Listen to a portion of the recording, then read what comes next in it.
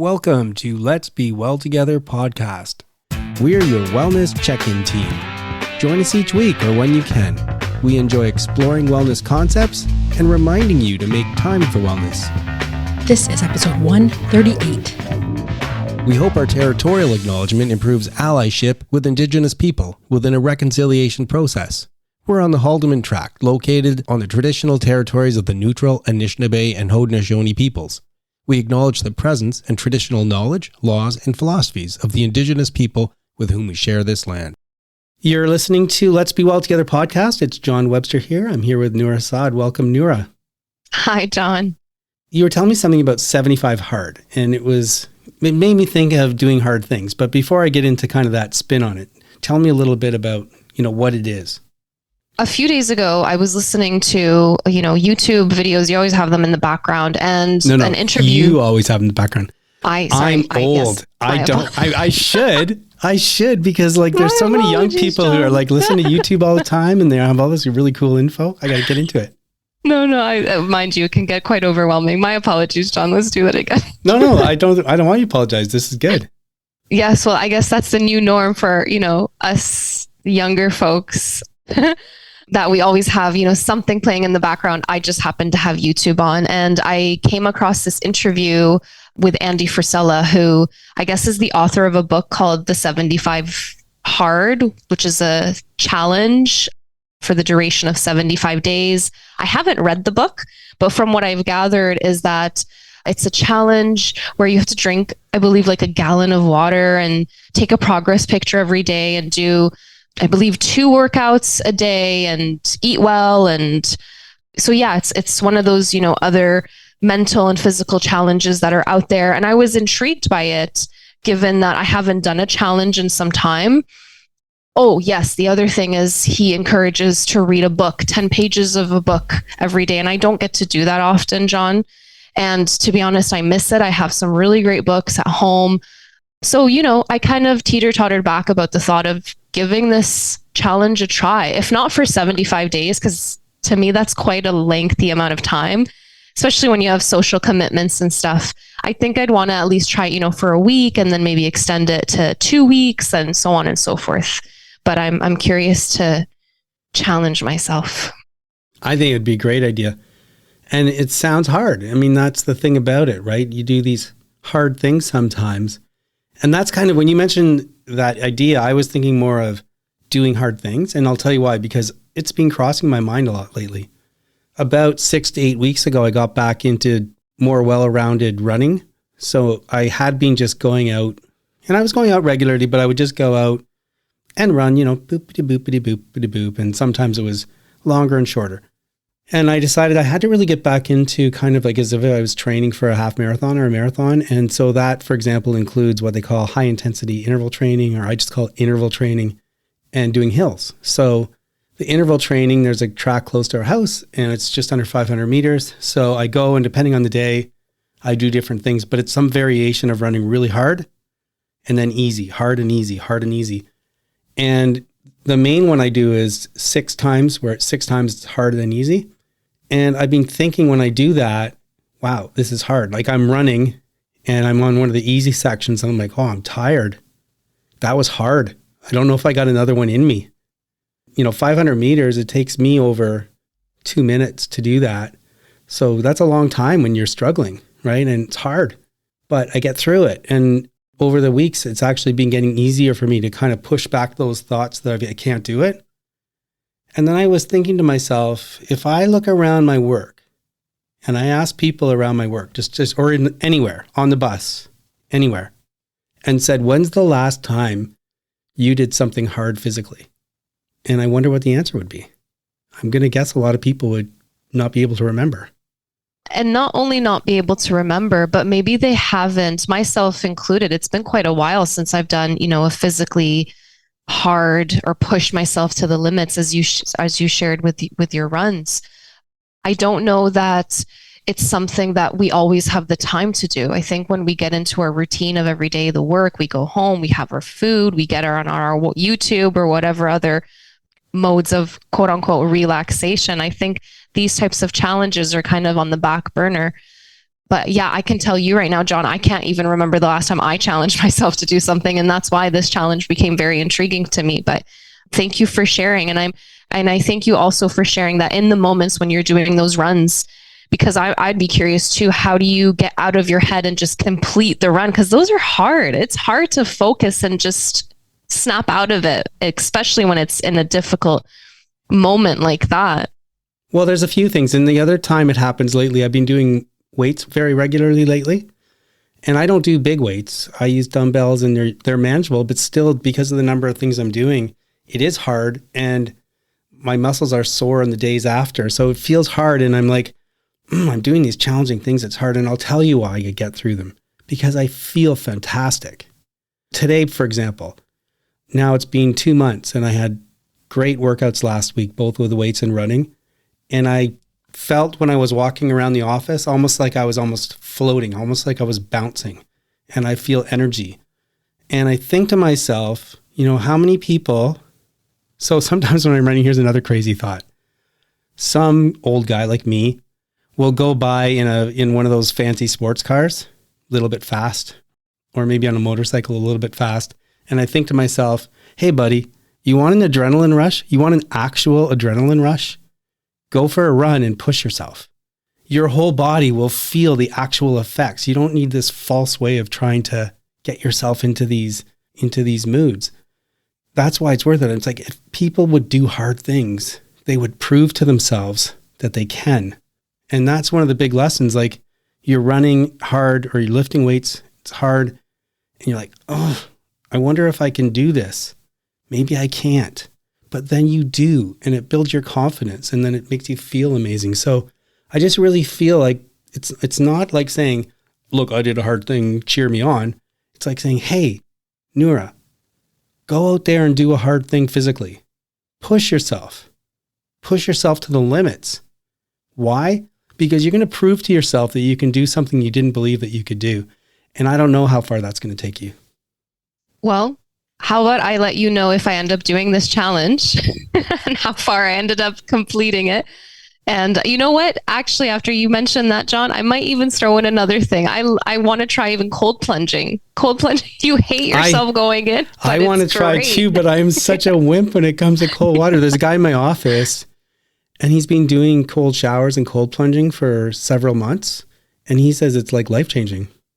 It is. From what I hear, you feel so invigorated, so energized, especially when you do it in the morning. So yeah, maybe that can be a challenge. And next time on our next talk, we can check in on that. But the one thing, like, I don't like to give advice, but the one thing I just worry about if you're going to try this is, I hope if you decide to try it, like, give yourself a target and hit that target. So if you say, I'm going to figure out what this is and do it for 7 days, great. But don't be like, I'm going to see how long I can do it and then before I have to stop. Because I think people just feel a lot better if they set themselves that challenge and they accomplish it. Then you feel like a success, even if you don't do 75 days. But if you keep going and then you stop, you might feel like a fail. And then you don't get that like feeling I'm trying to tell you about, how you're like, wow, I can do hard things. Yes, yes. Now that you said it that way, John, I agree with you 100%. Because I think if we think about it, 75 days, that seems so long. But if we take it at smaller increments and not just say, well, I'll try it, but actually set that standard for ourselves, I think that doing that is already hard. Accomplishing even that, just that 7 days is hard. And getting past that, I think there's huge rate of reward or rate of return or whatnot. But yeah, well, I'm sure we'll have continue this conversation again another time. The thing is, where we want to be compared to where we are now, usually it makes it seem like where we want to be is not possible, right? So even like right now, when I started what I was doing 8 weeks ago, I was pretty in kind of a bad place physically, and I wasn't sure I could get to a good place. But the reason I mention this is because in my experience, success breeds success. So if you can do 7 days, you've set that target, you find out, do something hard for 7 days, whether it's the one that you read about or just setting your own hard schedule for 7 days, you do that and you've proved yourself, okay, I could do that. Now maybe I can do 7 more, or maybe I could do something different. And then the thing is, you're making these incremental improvements. And 2 months, 3 months, 4 months later, you have to be patient. You're like, wow, it is possible to get where I want to go. So that's why I was saying, in my experience, it's good to set these goals and stick to them, because success breeds success. And then you become addicted to it. You become addicted to that feeling of accomplishment and energized, and just that high that you get after doing something so that was challenging. I won't say so hard, because I think our minds tend to take us there.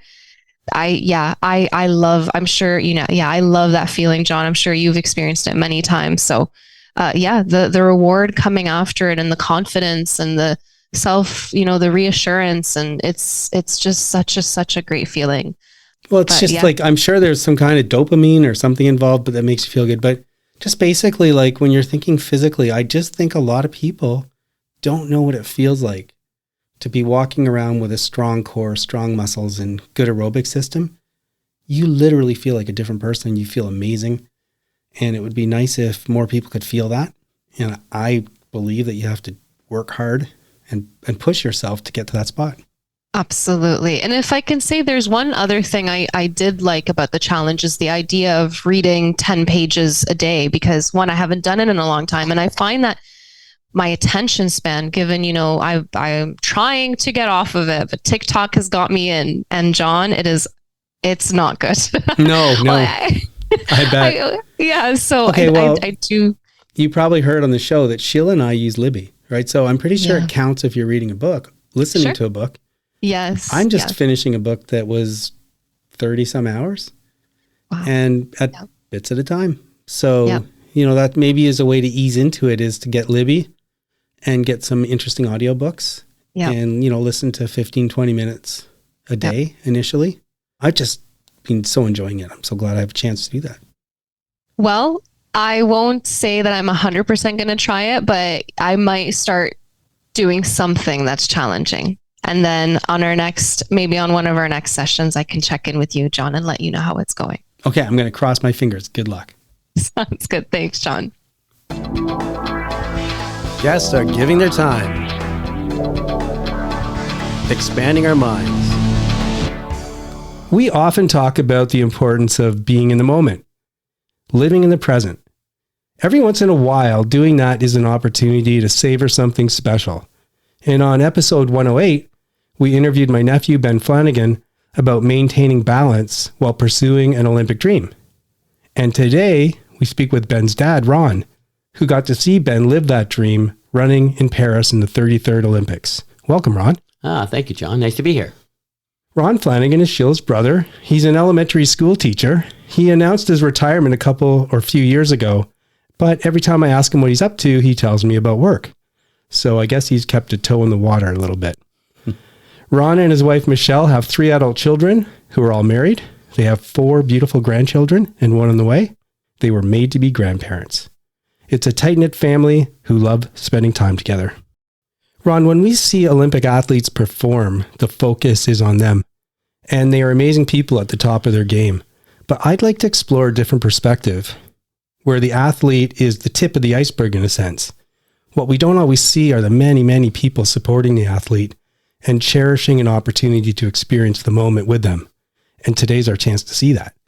So let's start with qualifying and logistics. So Ben is in an event that's very, very difficult to qualify for, with a tough Olympic standard qualifying time and so many amazing Canadian runners vying for a spot. So knowing that, still you booked an accommodation and flight to Paris well in advance. So when did you do that?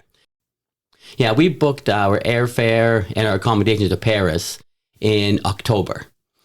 October of 2023. October of 2023. Okay. Yeah, we didn't even know if Ben was going to make it to the Olympics. And we did that because, we justified it by saying, listen, if he doesn't make it, we're going anyways. Right. But after 2021, where he just missed the qualifying for that Olympics, he had a pretty sour taste in his mouth, and he had a fire in his soul. So we had a gut feeling that he was going to get there. So we said, listen, it's going to be crazy in Paris. Let's try to at least get our accommodations early so we can get something that's decent, and let's see where the chips lay. Yeah, I guess putting myself in your position, what I think is, if we book it and he doesn't make it, misses by a whisker like the last time, we'll still have a lot of fun. Won't regret that. But if he makes it and we don't have a ticket, I'd regret that for the rest of my life. Well, you know what? Yeah, that's exactly it. We were not going to let this pass. Right. But we did the exact same thing in 2021, and that was okay. Okay, so we're not going to bog down on all the minutia, but you and I know we like running, and you've been following Ben and I've been hearing about it. There's so many things that have to happen. You have to get this certain time, and then you have to do this other thing, and then you get points for participating in races or whatnot. There's this whole formula that you use.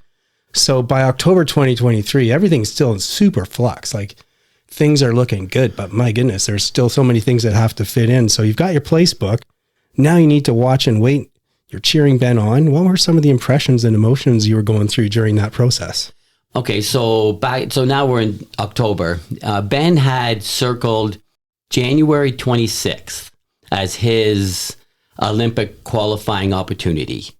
From October until then, you know, like every parent, we're on pins and needles. Right. You know, we call and we talk to him pretty much every week. And the first thing we'll ask, hey, how are you feeling? Yeah, and Ben's that kind of guy.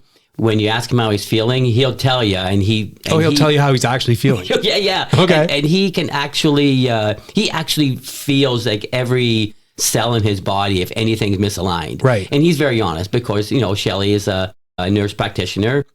You know, he's very honest with her. Now he's got to wait and to see if he gets healthy and stays healthy. And then we know he's going to prepare himself for that race. And we knew after talking with him that January 26th race was set up to be Olympic qualifying. All he had to do is, because everyone who's going to be in that race was going for that Olympic qualifying time. And no one mattered who won. All everyone cared about is crossing the line at the Olympic standard. Do you happen to remember what it was? The standard time? Yeah. 13:04. Okay, so people listening, and what that means is you have to run 5K in 13:04. I do in about 30 minutes, so I'm not going to qualify. And neither am I. Okay. We get to that day, the 26th. Ben's wife, his family lives just outside Boston, about an hour away. So when we went down and we got to that facility, there was 30 people there, all just super hyped and ready for that race. Now, unfortunately, that race didn't go to the very end of the night. We were on pins and needles, and then we just watched it happen. And how'd it go? Okay. Olympic qualifying time is 13:04, and he made the Olympic qualifying time by 6/100ths of a second. Okay. Oh, my God. Yeah. And if you want me to tell you in more 6/100ths of a second. Yeah.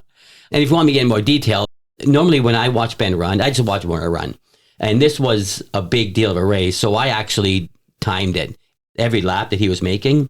And I knew how many seconds he had to be at each interval. And he was on for the first few laps, a little over the first half. And then he fell off just a little bit off the pace. And I think with the last maybe 3 or 4 laps, he may have been 2 seconds too slow. So I was nervous, you know. Bet. And there was about 12 people ahead of him, and that was fine. And then the last 2 laps, I don't know. I'm sure he knew exactly where he was because that's the kind of guy he is. Yeah, his legs woke up, and he just he rolled those last couple of laps, and I think he came in 6th, and I think he was the second last qualifying time for the Olympic standard in that race, and that's a big deal. There hasn't been a Canadian athlete who makes the qualifying time not make it to the Olympics. That's still good, but it's not done yet. There's still lots more to go. Now we're in January. Yeah. And we got to go to July. Oh my so now, of course, Ben, as probably every athlete, I'm sure, is thinking, okay, well, I got the second spot, but there are other athletes who are vying to get there as well. So he was very cautious. Right. And it's funny because a number of times Shelley would say, we'll go in the Olympics. And he would say, Mom, I didn't make it yet. Yeah, don't say anything. So yeah. Well, especially because I'm sure you're also, as an athlete, you're superstitious as well. Oh, yeah, of course. So, we couldn't say anything about the Olympics January, February, March, April, May, and June, and not until, the 3rd week in July. Okay. Well, let's skip forward to actually get to the Olympics. And even though he hadn't officially made it yet, a lot of other friends and family decided to join you on the trip, right? Yeah. We probably had over 20, well over 20 people. That's who amazing. Went to Paris to watch him run. Just before we get to Paris too, I kind of imagine athletes, I think there could be different types, but I think like the typical athlete needs to be self-sufficient and they're going to win or lose based on their effort and their training and all that stuff. But I imagine some feed off support, feed off energy. You said, for example, for the qualifying, he had like 30 people all hyped up. Do you get the sense that he feeds off that support? Every single athlete will tell you how the reason they got where they are is because of the support they had behind them. Right. 100%. And Ben had lots and lots of support. You know, and not only the people who attend the race, what's nice now with where we are is everything is televised. Right. So even the people who don't get to the race, like he had 20 plus going to Olympics. He had over 30 at his Olympic qualifying race. There were hundreds who were at home, either streaming it or watching on TV, supporting him there as well. Every time he's finished his race, everyone posts to him, you know, them watching the race live. And yeah, the energy is incredible. Yep, I was one of those people, and it was a real highlight for the year for me to be able to see that. But tell us a little bit about getting to Paris. What was it like to get to Paris during the Olympics? Was it crazy? Was it organized? How'd that go? Well, so when we were on our way to Paris, and even before that, I was thinking it was going to be like just a zoo there. And oddly enough, and it's probably just because of how well organized it was. Everything was really smooth. You're in a new country, so you have no idea where anything is, and the venues are all over the place. But Paris did an amazing job of making sure all the people who came to Paris to go to the Olympics knew how to get and navigate where they were needed to be. The volunteers, there were probably thousands. Everywhere you turn, there's a volunteer with some kind of paraphernalia on, saying that they're here for the Olympics. There was security everywhere.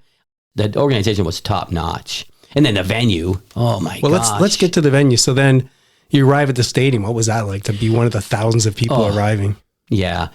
We have season tickets to the Jays. You know, so the Blue Jays in Toronto, you know, you go there and there's high energy there and there's probably average of 30,000. It paled in comparison to going to the venue at the Olympics. The energy was higher. The excitement was higher. Just the hype of people everywhere, yelling and screaming was crazy. And then you walk in the venue and you see this stunning stadium. And then you sit down, and when we got there, we go and find our seats.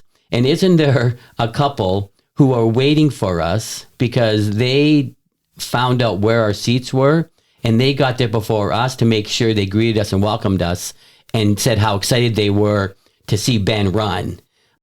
This support that he had there too was incredible.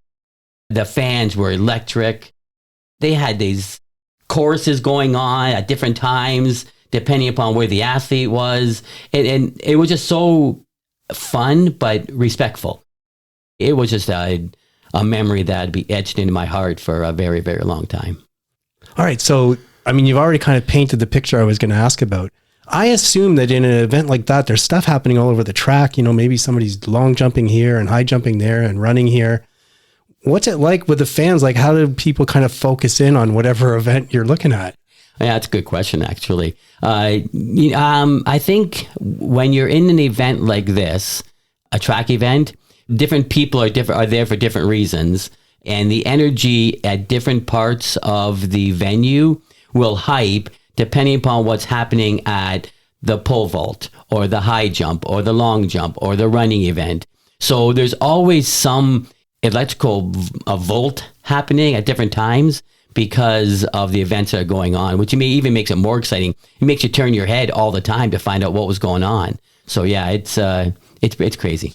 All right. So I'm a bit of a junkie when it comes to runners and learning about them and stuff like that. I mean, you're living in the world. You're hearing about all these guys. What was it like to look down and see? Did you watch both heats that day? Oh, yeah. Okay. So you see two heats of qualifying for the 5,000. These are the best runners in the world. You've been reading all about them. You're hearing all about them. What is it like to see them? Yeah. I'd say probably surreal because when you see them on TV, you think more of kind of a mythical thing. Right. And like then watching a cartoon almost, like in the sense that, yeah, it's there, but it's... Yeah, you can't quite touch it. But then when you see him live, and I've seen, even at different times, I've seen him really up close when they're doing their training sessions and things like that. Yeah, it definitely becomes real. I think what it does, it helps you connect to all the athletes better. Right. And appreciate the results they get, because you realize they're human and their aspirations are just as big as every other athlete. Yeah, they all have dreams and they're all trying their best and their hardest. So there's 2 qualifyings. And in the first one, there was chaos. We can't, again, go into it all. But first of all, Muhammad Ahmed, who's an amazing runner, tripped with about a lap to go. And then there was 2 or 3 people that fell over. So you watched that before Ben's race. Does that like ramp up the anxiety level? Yeah, a little bit, for sure. I think what I found most interesting at the Olympics, every step matters, and people aren't giving up an inch, where they're more so apt to do that in a meet, but in Olympics they don't. So it's that much harder to gain space. And then when you don't gain it and you try to get it, you overshoot, you trip over someone's foot, and then you go down. Yeah. And seeing Mo go down was, it was shocking. This is his 4th Olympics. Right. He knows where to position himself, but he got himself probably just, I don't know, a little too tied up and too excited, and down he goes. So then Ben's there, Ben's running. You're surrounded by friends and family. What was that feeling like? Well, using the word proud is an understatement, for sure. I would say it was humbling is probably the best word I would use for it, because like every parent, you want what's best for your kid, of course, and you know what their dreams and aspirations are. And we know how long he's wanted this and how long he's tried to get there and the obstacles he faced to get there, and then to finally realize it. Wow. It warms your heart. And then to see the support of all the people who congratulate you and are so excited for me for having a son in the Olympics is extremely humbling.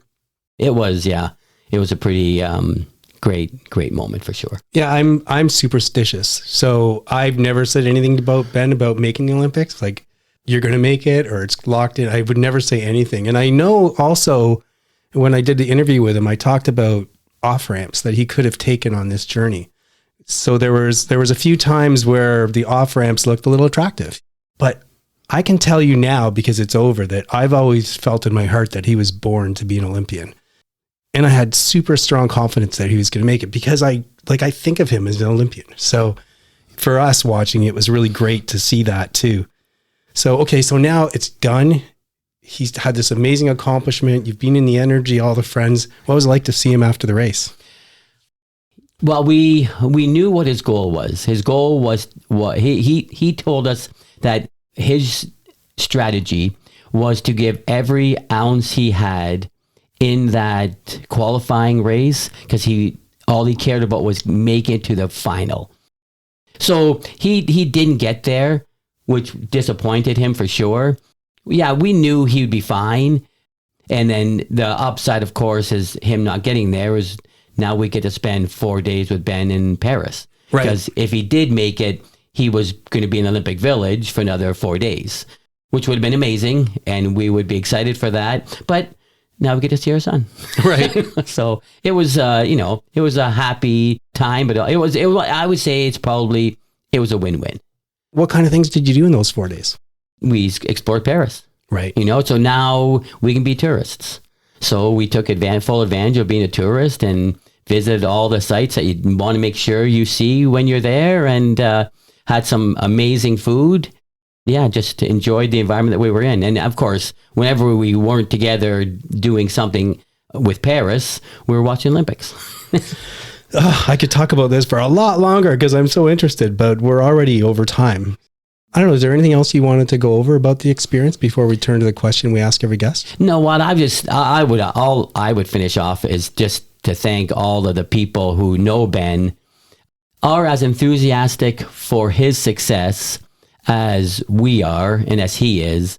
and just know that we value and love that support, and it means a lot to all of us. Okay, so as you know, because you've been listening to us from the start, which we appreciate, we ask every guest the same question in a context where all of us have areas of wellness that are important to us, but not enough time to focus on all of them at any given time. We do a mini wellness check-in. So Ron, are you currently neglecting an area of wellness in your life? And if so, can you think of even one thing you could do to foster wellness in that area? Yeah. So yeah, you're right. I've been listening to this podcast for a long time, and I always know that question is at the end of your podcast. Yeah, but then it's different when you're asked. Well, no, not really. Because Okay. honestly, I think about it all the time. Oh, good. Honestly. So easily for me. So I've been retired this is my 5th year retired. And for the last 4 of them, I was in the classroom every year. And the thing about me, when I'm in the classroom, I commit myself to that role, too much, but I that's just who I am. Right. I'm passionate about the job I do. I want to make sure I support these kids as best I can. So I put so much energy into there, I forget to take care of myself.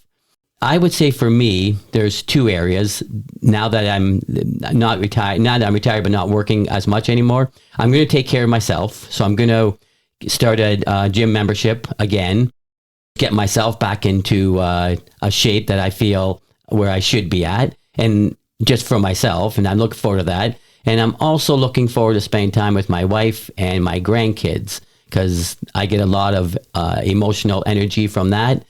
Those are 2 areas I can't wait to spend my time at. I hadn't seen your grandkids for a little while before Ben's race, and I got to see them at the race, and they're so cute. I can imagine. Yeah, they're at a perfect age to have fun too. Yeah, absolutely. They're all 4 girls, and here's what they want to do. They want to do 2 things.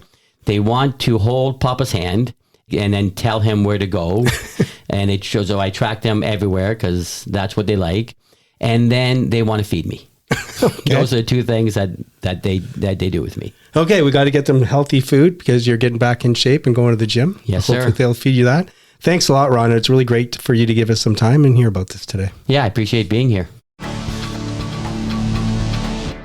We love our listeners and thanks for joining us. Please help spread the word about Let's Be Well Together podcast. Follow us and rate us on Spotify, Apple, Google, or your favorite podcast platform. Follow us on Instagram at lets.be.well.together and let your friends know about us. There's a thought. Popped up while running. I do think about wellness a lot when I'm out for runs. That's kind of when I had my epiphany that I write about in my book. And I still think about it. And I'm really excited these days because I keep having conversations on the podcast with people that really help me refine the theory, add to it, make me see things more clearly. I also keep my eyes on articles that I see, and a couple kind of came together and they make this point. And so I'm going to try and fit this in to my presentation when I talk about how to work towards balance and wellness. And the 2 concepts are 1, compartmentalizing, and 2 is mental toughness. And the first came from Karen Redmond's interview. We were talking about work-life balance and, how do you even work towards it? And Karen questioned whether there is work-life balance, but then we got to the same spot in the sense that, well, we don't think there's some state that you just get to, there I check the box, I do half an hour of this every day and then 2 hours of that and then something else, boom, I'm at the spot and then you stay in work-life balance forever. No, you have to be intentional, you're continually working on it and all the rest of it. But a really important point, I think, is compartmentalizing because there's only so much time in the day. And one of our biggest challenges is it's very hard to do all our wellness activities, get them all done in a day. And my experience is that if I'm at work worrying about home and I'm at home worrying about work, I'm not being very efficient and I'm not doing the right thing at either of those settings. And that's the same when you're running or when you're doing whatever else you're doing. My experience is that really, if you can focus on the job at hand right now, you're going to do better overall because you're going to get each job done and you have a better chance of getting more of the stuff done that you need to get to that state of feeling a little bit more balanced. Again, over the course of a lifetime. And then meanwhile, I also read some recent studies that came out. I think I was starting to read about this in August and September, where some people studied mental toughness. And they ended up concluding that it might be more important than your diet for a longer life. But what's mental toughness? It's also called psychological resilience. And they ask these 12 questions, and there are things like, I can handle anything that comes my way, or I like the challenges and beating the odds, those kind of things. And again, I think I'm lucky because combining compartmentalizing with a degree of mental toughness of getting the job done, even though it's hard, and often that's humbling, especially for me when it comes to things like running. I'm thinking, I can't do this, but I push and I can do it. And it humbled me, but I succeeded. But the point is, I at least had the toughness to get through it. This is all just to say that when I look back, it's kind of exciting because here's another side to explaining how to work towards things. And yes, if we can do the job at hand, focus on the job at hand. And yes, if we can be mentally tough, yes, I can push through this. I can imagine how both of those things help lead towards a longer life and also a more balanced life.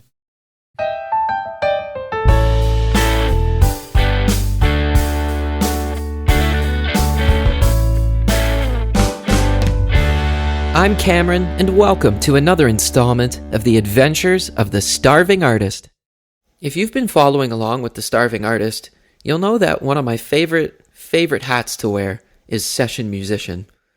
I get to be creative and try different approaches to songs and sections of songs without the filter of myself being the final decision maker. I can sometimes find that a little bit paralyzing when I have to decide if I love what I did or not.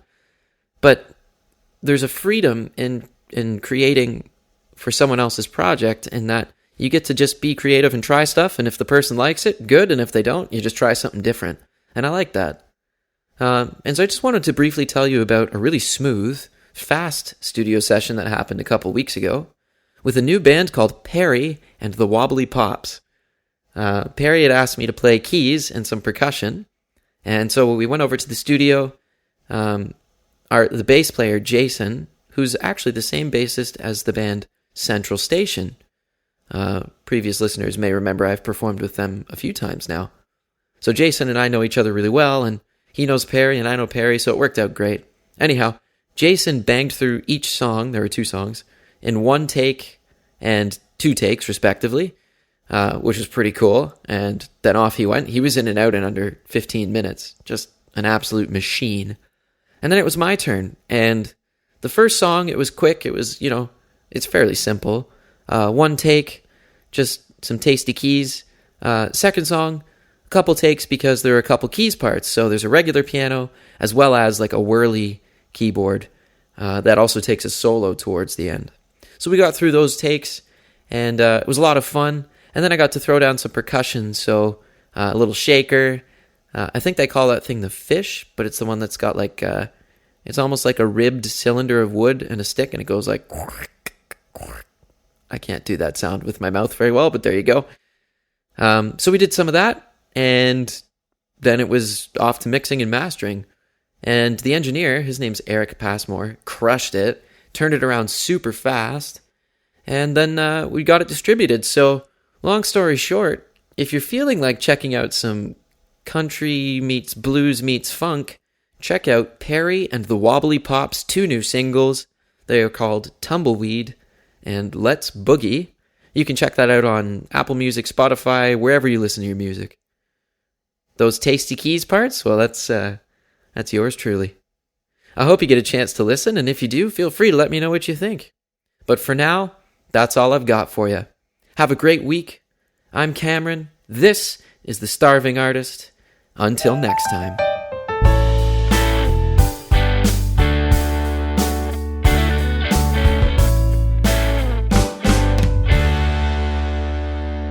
Please remember that we're not providing advice. We hope to inspire you to work towards balance, and we urge you to consult with qualified people if you need advice. The people on the show are speaking in their personal capacities. Their views expressed are their own, and don't represent the views or opinions of their outside contacts, their employers, or anyone else. We try to get things right, but we can't guarantee everything we say is correct, or that the things we talk about will work for you. Let's be well together, and let's be sure to do that in a safe way. And it's sign-off time. It's Sheila here with Elise and John. Hello. Hi. So we had a wonderful week. We have our condo back, so we got to spend a few days there this weekend, and it was so warm that I actually got to jump in the bay. So I'm so happy because I've never done that before since we've owned the condo. Really? We've never been there that it's been warm enough that I could swim in the water. And it really wasn't warm. The water was quite chilly, but The bay is never warm. oh, I know. It was so nice though. I so enjoyed it. So that was the highlight of my week. And I have bad news. John and I's dance class got canceled. Boo. We were supposed to take intermediate ballroom classes starting on Wednesday, and they got canceled. So I hope the teacher's okay. We're just going to have to practice on our own and maybe learn online or something. So that's a little sad because I was really looking forward to that. But we'll try and keep up our dancing. What about you, Elise? What's new with you? Well, I had another good, productive week at school, but the beginning of the school year inevitably always means a cold. So I was getting over a cold on the weekend, so just did a lot of relaxing. I always wonder, how do I always get the colds when I've had them all? But oh well, they changed and I had another one. So I'm feeling much better now and looking forward to another great week. How about you, John? It was great to have a chance to be at the condo. It's usually rented out on kind of long-term rentals. And that also means we usually only get access in the off seasons, which is why I guess, Sheila, it's never warm enough to swim when we've been up there. But it was a lot of fun. I'm still really, really busy at work. And basically all I have time to do is work, do stuff around the house, wake up, repeat, get the runs in, get the exercise in. Now, the one thing was I was even finding it harder to justify taking the time to walk to work. Thinking, oh, I could do a little more work if I didn't walk, but I'm guarding that. I'm guarding that preciously. I want that time to walk into work in the morning. I actually feel like I'm more productive when I get in. So it's, I think, a time saver. If I would just work all the time, you start to become less productive. So busy, but trying to keep the working out in, trying to keep a little bit of balance the best I can. I guess that's it.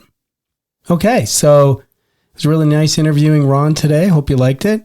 And we will see you soon. Bye for now. That is it for today's show. Please try and make wellness a priority. You deserve it. If you feel the need to talk to someone or ask for help, please do that. Accept yourself for the person you are. So long. Adieu. Auf Wiedersehen. Goodbye.